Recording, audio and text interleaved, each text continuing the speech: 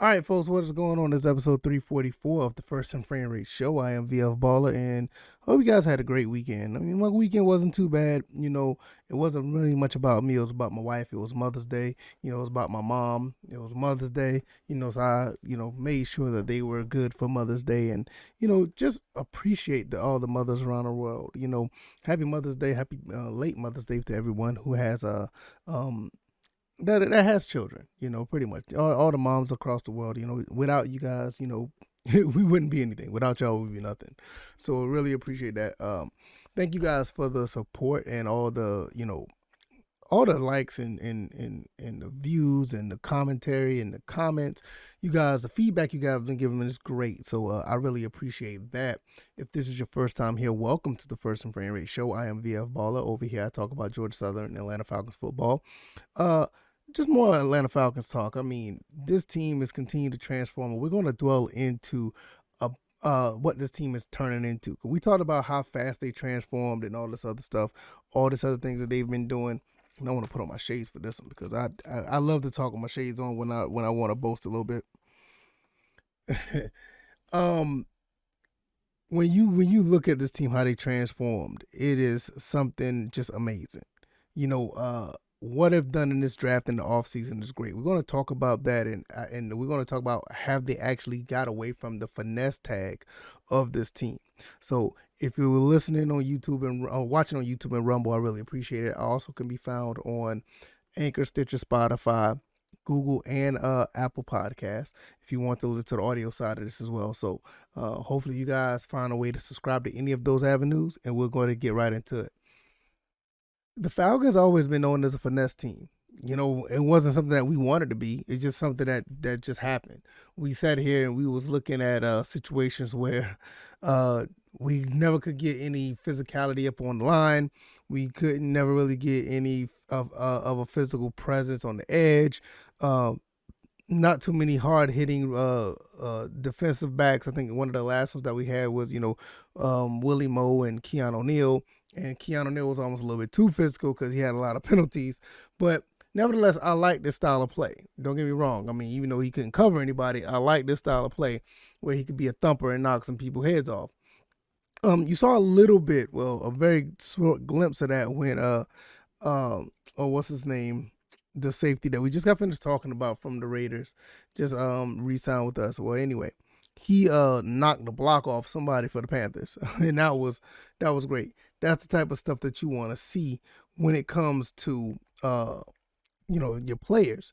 You want to see these guys knock a guy out every now and then. But nevertheless, we're looking at the change of this team, not just on defense but also on offense, where we have guys that are bigger, faster, in some cases faster, stronger, definitely stronger and more physical. I mean, when you got guys like that's coming through like Rashad Evans, and you see guys that can run crazy like Troy Anderson, and guys who could get and be nasty up against that rush, that pass rush like Ebakete.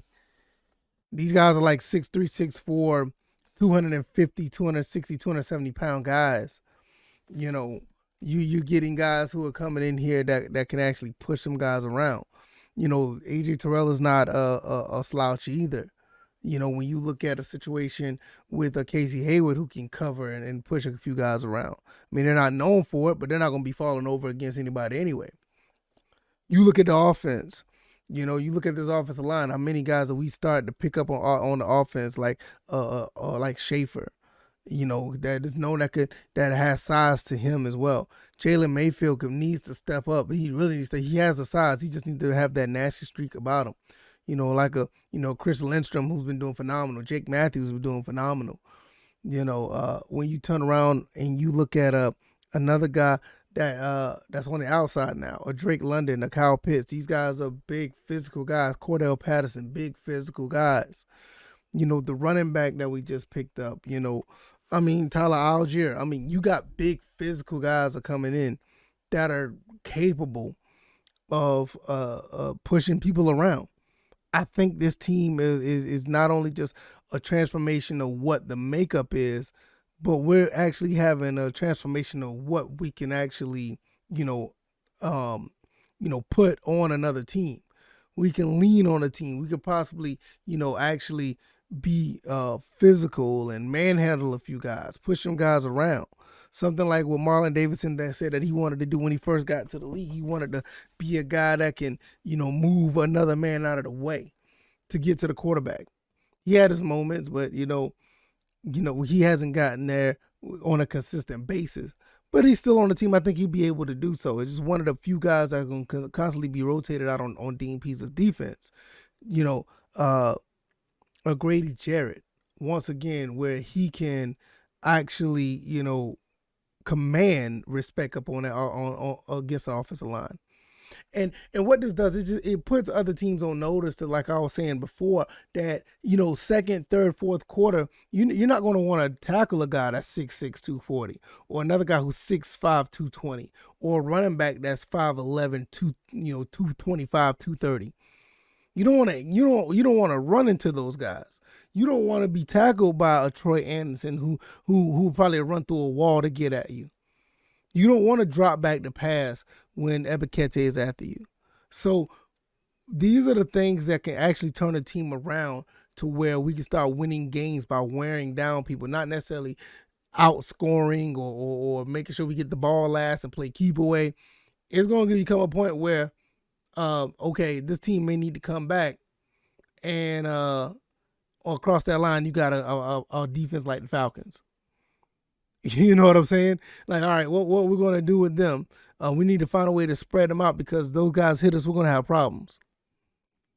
This is one of the reasons why a lot of people are looking at Deion Jones a little different now.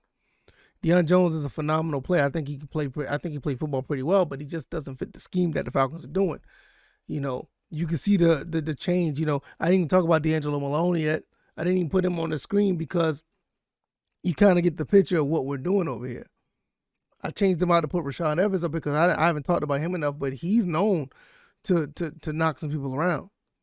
He's known to get at the quarterback or get at the running back and put him to the ground. These guys aren't going to be missing tackles. I'll tell you that much. I can't guarantee it, but I'm almost certain that these guys aren't going to be missing tackles. And that's one of the main things. These guys are going to be aware. They're going to be attentive. They're going to be more than capable of making plays. They're going to know what's going on. You're not going to have a situation where how it was with that onside kick against Dallas. You're not going to have question mark moments anymore with this team. And for all intents and purposes, what happened last year, I think the defense done the best they could within the situation, outside of the Patriots and the Dallas game. I think they did okay for the most part. I mean, you don't win 7 games just because it's all on the offense. Yeah, I know Matt Ryan has something to do with that, and Cordell Patterson had a lot to do with that. But the defense had to do something at some point. But with that defense the way it was last year, the way it's this year, it's going to be different. It's going to be different. You can look at it and tell. You can see the makeup of the team. You know when this team was able to be assembled through the draft and free agency, you saw the vibe of the team just change. When we get these linebackers in here, when we get the cornerbacks in here, the safeties, the defensive linemen, the receivers, we bring in more offensive linemen, we bring more defensive tackles in. Even though we got a small little change of pace, running back who can catch out the backfield, you turn right back around and get Tyler Algier and continue to probably have Cordell Patterson in the backfield. We got some guys who aren't afraid to play football. And I think that's the main thing. We have guys that's not afraid to play football. And I'm not casting the purge on anybody who was here before, but when you look at some of the things that we've done, they're like we didn't know what we were doing at times, offense and defense. So these guys, I know that the gold mine year is 2023 when we get all that cap space. That's going to be the year. And I'm not saying that these guys are going to be winning 10, 11, 12 games, but I feel that this team is going to be much more respected than we think they are. I don't think this team is going to be a pushover by at the least. If you were able to win 7 games with the team that we had last year, and you assemble guys, the team like this, where you have guys who aren't afraid to go over the middle to catch a football, where you have guys that don't mind putting a lick on somebody who goes over the middle to catch a football, guys who aren't afraid to rush the passer or stop the run, or you got guys like A.J. Terrell aren't afraid to jump in front of a football and get an interception. When you got guys like this on the team, you have a situation where these guys can be better than last year. They're already better than last year. Even though we don't even have our franchise quarterback no more, I still feel the balance of everything else that has been taking place and the guys that have been brought in, we are a better team than last year, and I think they're going to show it. Now, does that mean they're going to have a better win-loss record? I don't know. I mean, we have a tough schedule next year. We have a fairly tough schedule. But there's no denying that what we have here is better than last year. You know. And we always said it's starting in the trenches. It starts in the trenches, and we see how we took the option on Lindstrom. We bought in Jarrett. I mean, we re-signed Grady Jarrett. We drafted Jordan Schaefer. We even got the other offensive lineman from Boston College, the Vrabel, I think is Mike Vrabel's son. We got him, and we got a lot of other guys that we picked up. And before I go, I want to try to, touch on those guys as well. Not necessarily, saying too much about them. But you have to understand, like, we end up signing Vincent Taylor to a 1-year deal. Who else? That's a defensive tackle right there. Anthony Rush, we re-signed him. Elijah Wilkerson, we signed him. Re-signed Jake Matthews to a 3-year deal.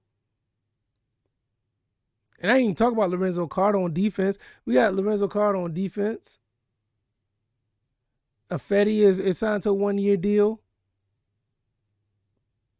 So, I mean, we got some guys that are going to come in and that's actually going to, do some things. Not to mention a lot of these other guys who've been signed as, undrafted free agents. I still stand by Brad Hawkins. I think Brad Hawkins is going to be a lot better than we think it is. I think it's going to be a lot better than we think he is. And to bring another guy that we drafted in the 7th round, John Fitzpatrick, bring him in 6'7", 250 pounds. Like I said, bigger and stronger, more physical team. This guy's going to be good for run blocking. And don't get it twisted. He can catch some footballs too. So we have to understand what is going on here. I think we really have the makeup to be a better team. I'm not gonna say it's gonna be a makeup to be, we win a division. We are a threat to winning the division, I believe. I think we are a threat to that, but I don't think I don't think we're gonna be no different than what we were last year. It's just gonna look better. You know what I'm saying? It's just going to look better than last year. Last year, a lot of these games were pretty, it was pretty ugly. But I will say that, hey man, I think we're going to be a little bit slightly better than last year. Maybe 8-9 wins. I'm guessing. I don't know. But I just love the picks that we had at the end of the day. And I think that this team is not a finesse team no longer. I don't think that we're pretty much close to that now. We got some guys that may not be the best players at their position, but collectively they're going to be a really good team. They're going to be a really good team together. And it's just going up against the different type of competition is really going to show what we're going to be able to do as far as wins and losses. So I just don't know how that's going to play out. But I'm looking at the team from what I see. There's no denying that this team is better. This team is better than what it was last year. And I don't know what the rookie's going to do as far as actually contributing right away. The only one I can see really contributing right away is, to be honest, because I'm looking at this draft class, and I think I said this before. I think I said it in the comment section. I think every player that has been drafted, from Drake London all the way to John Fitzpatrick, they can contribute right away, and they may need to because the lack of the lack of depth we had on this team. We may need Troy Anderson and Ebikete and Drake London and Algier to go out there and play right away. I think everybody that been picked up on defense is going to be rotated in somewhere, somehow, anyway. So they're going to be finding ways to contribute. Desmond Ridder, he may be the only one that don't contribute right away because of Marcus Mariota. He may be the only one. And that's if he doesn't beat out Marcus Mariota in practice, which there's a high possibility that may happen. And I think that just shows one that we may, and I'm not going to say this yet, but it is a possibility that we may have our franchise quarterback right there. And if that's the case, it's going to be really interesting to see what next year's draft is going to be like, because we don't have to look for somebody in the first round for another quarterback or whenever.